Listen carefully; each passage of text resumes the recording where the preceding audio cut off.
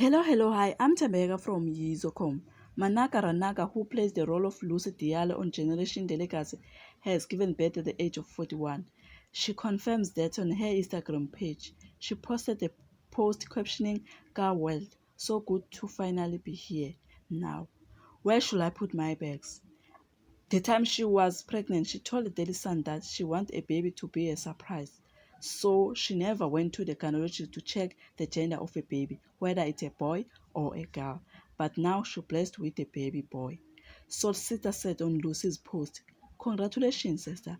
What a blessing, especially this time of a year." Manaka Ranaka replies, "The best Christmas gift mothers." Do you think Lucy and Mfui get the gift that they wanted? You can tell us more on the comment section below. I thank you. Please don't forget to subscribe, like, and press notification button to be the first to see when I upload it.